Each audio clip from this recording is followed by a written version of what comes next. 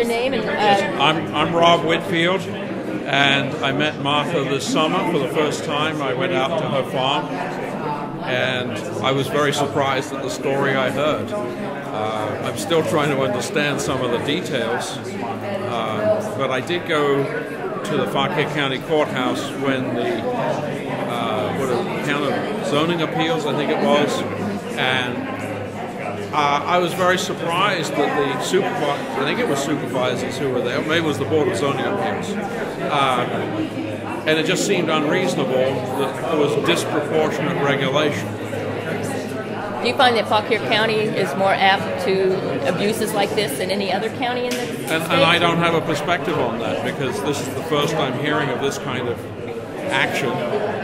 And so I think that's probably one of the things that the Commonwealth should do, the appropriate for the Department of Agriculture, is what are the regulations in different jurisdictions across the Commonwealth, so that I don't know whether this is a local rights issue versus a state's rights issue. I'm not a lawyer. I'm a real estate guy. But I can say that there are concerns over the apparent abuses of her privacy by certain people. I don't know the details of this, but it's just from what I heard.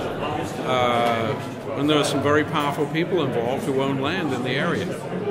Well, Fauquier County, the zoning board is currently being sued by multiple people for multiple reasons. So, and in fact, I got involved in this case because I used to conduct winery tours. Yes. And there's a parallel case involving yes. wineries. I've lost track of the status of that. Multiple wineries are suing. And so, one of the things that we need to do is to certainly protect the rights of small businesses, of which farms are clearly a good example of people who are trying to make productive use of their land.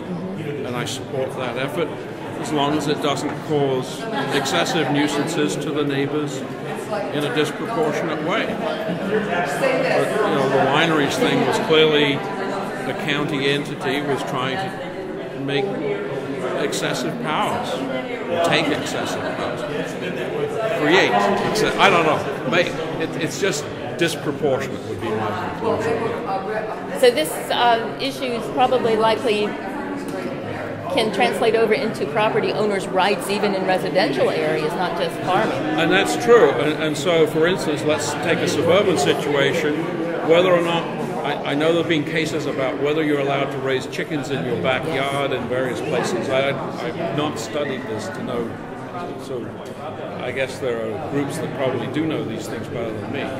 But then again, we've had certain people with certain religious beliefs who've wanted to slaughter animals. I think there's a case in Gainesville.